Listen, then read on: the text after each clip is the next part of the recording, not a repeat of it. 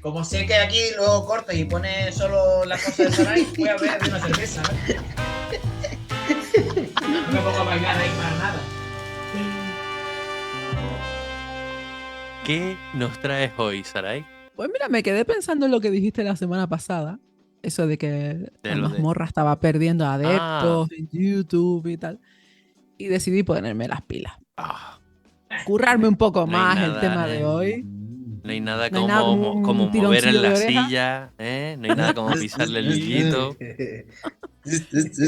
Bueno, así que aprovechando mi friquismo, en cuanto a causas paranormales se refiere, y esto es algo extraño porque yo me considero bastante escéptica, pero de igual modo Aséptica, dijiste, perdón. Aséptica. También, soy muy aséptica en muchas cosas. Bueno, pues creí oportuno hablarles de varios autores que han compartido sus experiencias en el campo de lo sobrenatural. El título de la pildorita de la semana bien podría ser Experiencias aterradoras de escritores, parte 1, o lo que veas tú mejor, Rubén, algo así, porque hay mucho Yo me voy, contenido. yo soy cagueta, yo me voy. Muy bien, ¿vale? Ay. Bueno, voy a tener que dividir el contenido porque son unos cuantos datos, así que pónganse cómodos. Si no lo veo, no lo oigo, vámonos cómodos. Exacto. Pónganse cómodos, que vamos a entrar en terrenos espeluznantes. El primero de los autores de esta lista es uno de los grandes de la literatura de terror. Clásico de clásicos, de Allan Poe, de quien hemos hablado largo y tendido en este programa, y ya hemos comentado algunos aspectos miserables de su vida, pero siempre hay algo nuevo y sorprendente en la biografía de Poe. Yo no me puedo concentrar de esta forma, ¿eh? O sea, no puedo. ¿Dijiste que nos pusiéramos cómodos o no? Cómodo es una cosa. Antes de entrar en los temas siniestros, habría que decir que Poe sufrió muchas experiencias inquietantes, ¿no? De niño ya padecía terrores nocturnos, y haber sido abandonado por sus padres biológicos y luego también rechazado por los adoptivos, creó en él una tendencia autodestructiva. Y esto no fue lo único traumático que le pasó. Cuentan que un día sufrió un desmayo y se le dio por muerto, así que fue llevado a la morgue y despertó rodeado de cuerpos, ¿no? Muchos ya se quedarían tocados de por vida con una experiencia así, pero Poe nació para el delirio. Se muere su esposa después de estar padeciendo tuberculosis durante 5 años, y como se pueden imaginar, pues fue una pérdida terrible que dejó al autor muy tocado, ¿no? De hecho, aseguraba que el cadáver de su mujer, mientras la trasladaban al cementerio, se había movido y que incluso abrió y cerró los ojos, ¿no? En el trayecto. Creo que estos episodios tan impactantes fueron los responsables de que en sus historias pero la aún muerte así fuera... la enterró, ¿no? Sí, bueno, pero él no. Si el miedo que le dio no fue que se moviera, sino que pudiera volver a Que la vida. volviera. Pudiera volver, ¿no? Claro, ¿sabes? Cuando dices que la enterró, ¿a qué te refieres, Rubén? Que le dio cristiana sepultura. Cristina no cristiana. Cristina Sepultura es una cantante de un grupo punk. Dale, por favor. Bueno, pues decía un poco que creo que el tema de tocar en sus historias la muerte, ¿no? Como tema recurrente fue motivo, ¿no? De esto. Les recuerdo el relato del que hablamos hace algunos programas, El entierro prematuro, pero hay infinidad de obras de Poe con la muerte como concepto, ¿no? La verdad sobre el caso del señor Valdemar, Ligeia, Berenice, que es perturbadora a tope. Morela, en fin, la lista es interminable. Y sí, nos dejó un legado creativo descomunal con historias autobiográficas incluidas, ¿no? En una especie de cartas compartió muchas vivencias personales y en ellas... Perdón. Qué falta de respeto. Perdón, no se pisen, no se pisen. Él estaba viendo un vídeo también, ¿sabes? No, que se me dispara una cosa aquí, hombre. Perdona, Sarai, ¿eh? ¡Sexual! Dios santo, de verdad. En ella traslada la experiencia paranormal que quería contarles y que llevo intentando hacer desde hace un rato. Bueno, Poe relata que una mañana iba en barco, navegaba por el río Hudson y de pronto entre la bruma, ¿no? Alcanza a ver un navío fantasma tripulado por cadáveres en descomposición. ¿Qué? Yo no sé qué se fumó ese día, ¿vale? Pero al parecer esta visión lo trastornó bastante hasta el punto de plasmar parte de ella en una de sus obras más conocidas, la narración de Arthur Gordon Pym. También habría que dejar claro que en la época las leyendas sobre barcos eran una constante no solo en literatura, sino a nivel popular. Así que es posible que todo esto pues tenga que ver con la desmesurada creatividad de Poe, o quizá, ya metiéndonos en otros temas menos amables, pues podría guardar relación con una salud mental en deterioro. Sí, que el colega Chicos, no terminó bien. ¿quieren ¿verdad? hacer ustedes la sección? Déjenla. Nos reímos todos. No, que hace mucho calor. Con su permiso. Que decía yo que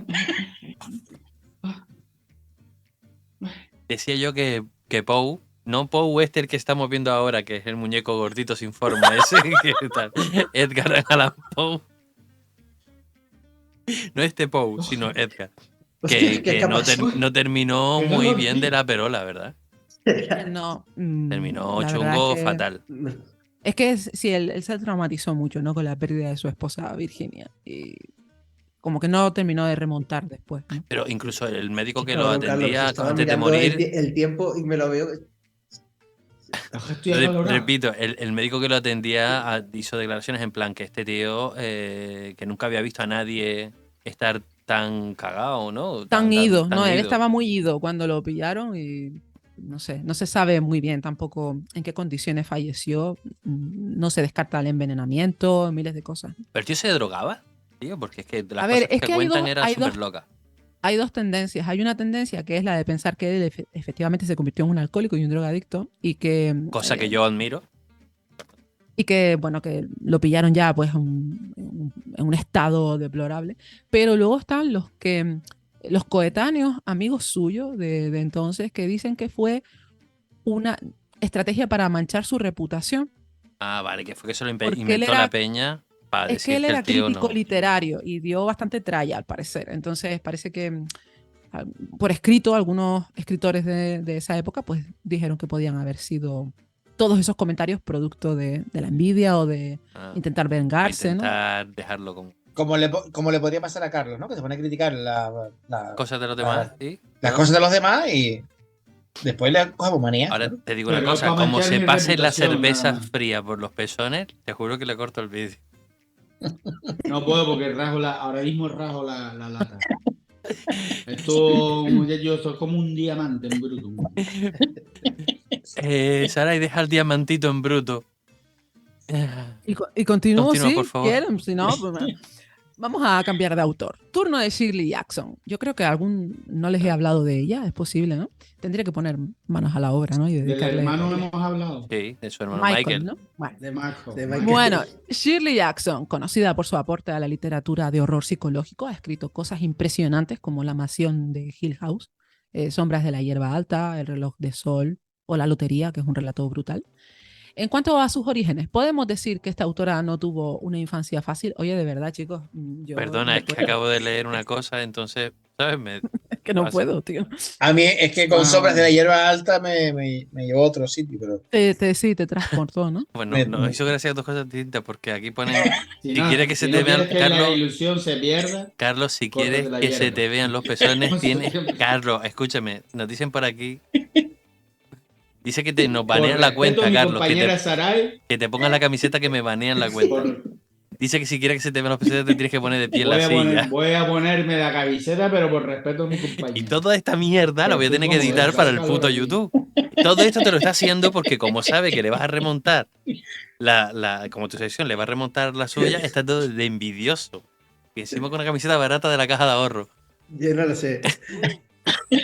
Sí. Porque es la que patrocinaba el campeonato de bodyboard del frontón. Del año Ya, vale. 97. Joder. Corramos un No, tupido todavía te velo viene. con esto y vayamos a la hermana de Michael. Vamos a la hermana de Michael. sí, íbamos por el césped largo, venga. Venga. No, íbamos por sus orígenes, pero ya no sé por dónde iba. En fin, La sombra del césped. estuvo marcada por la depresión y la ansiedad, en gran medida por vivir un matrimonio agitado.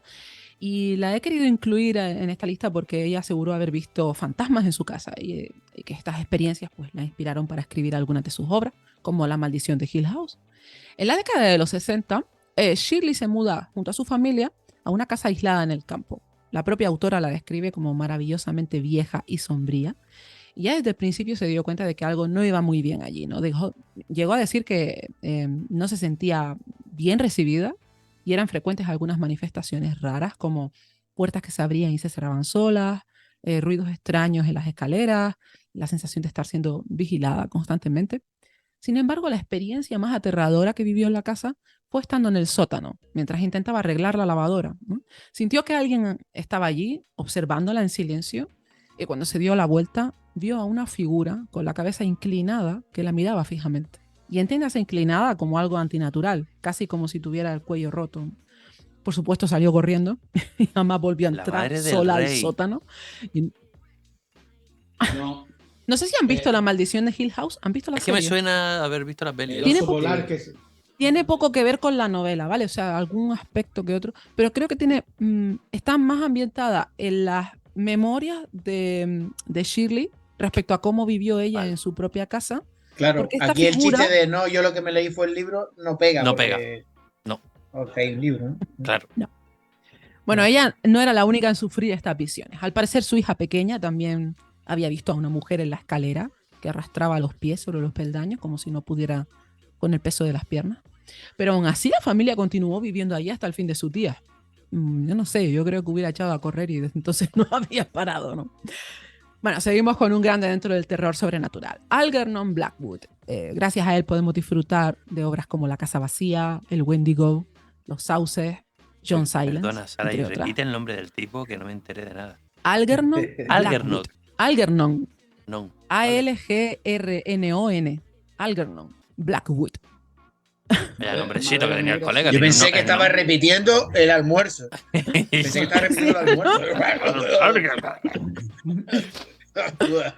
Bueno, pues aparte de ser un autor estupendo, Blackwood se caracterizaba por ser bastante aventurero, disfrutaba viajando por el mundo y claro, esto puede sonar genial si no mencionamos las veces que estuvo a punto de morir, pero como los escritores necesitan experiencias vitales para desarrollar perfiles profundos en sus novelas, pues estas Yo no.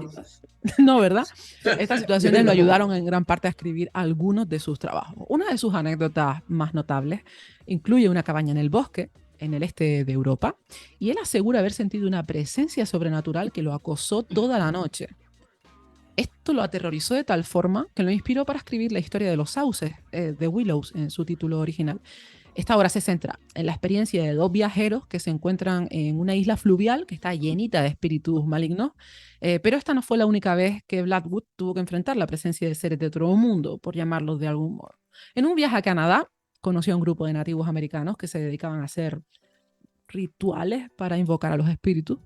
Y estos un rituales, peyote. no Tirando sé ahí de- exactamente si fue con sustancias de por medio, pero bueno, estos rituales le parecen terroríficos, pero también le fascinan. Así que a raíz de este encuentro decide escribir El Wendigo, que de verdad es un relato formidable. Trata sobre un grupo de cazadores que están en un bosque y empiezan a vivir cosas muy raras después de que uno de ellos se desvíe del camino, ¿no? y que acabe en una región prohibida.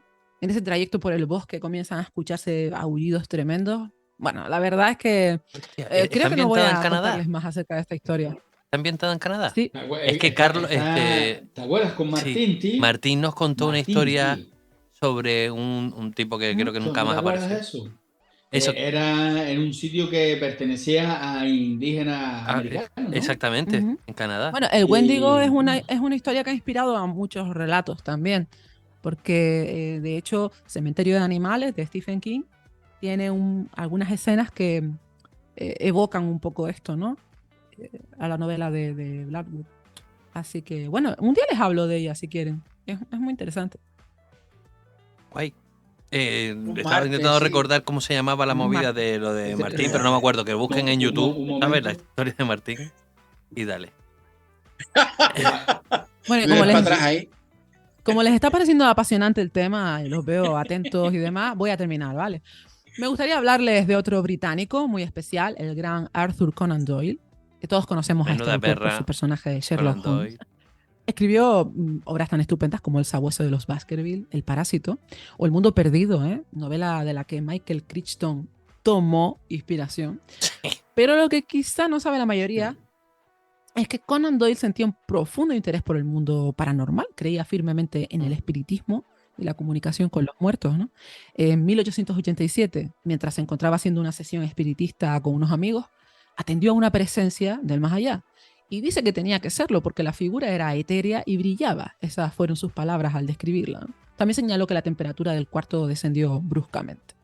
Puede ser, en esa Se época se venga- tomaban De muchas hecho, era sustancias, ¿no? miembro de la comunidad Que se- espiritista Sí, inglesa, ¿no?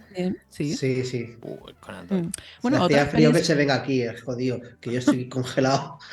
otra experiencia sobrenatural que Doyle aseguraba haber tenido se produjo en 1920 durante una visita a Australia. Estaba en un hotel y de noche una figura fantasmagórica femenina se materializó en el cuarto e intentó comunicarse con ella. Al final acabó transmitiéndole que había sido víctima de un asesinato, cosa que pudo constatar más tarde con los dueños del hotel. 2 años después, Conan Doyle organiza una sesión de espiritismo en su casa y esta vez contaba entre los presentes con una medium muy famosa de la época, Estelle Roberts. Esa noche la mujer entró en trance y su voz se volvió grave, una voz masculina. La voz afirmaba ser el espíritu de un soldado fallecido en la Primera Guerra Mundial que se llamaba George, ¿no? Y bueno, hasta aquí Conan Doyle pensaba que era un show por parte de esta señora, que tenía por lo que fuera pues una capacidad innata para la distorsión vocal, pero entonces el tal George empieza a trasladar información muy específica y detallada sobre la vida del autor y de su hijo, que había sufrido lesiones tremendas en la guerra, ¿no? Así que lo que sacan en conclusión es que George era un compañero de guerra de su hijo, ¿no? Y este espíritu se despide diciendo que había venido a hablar con Doyle para transmitirle paz y consuelo. Esto afectó muchísimo a Conan Doyle, tanto que escribió un artículo en The Daily Mail narrando la experiencia.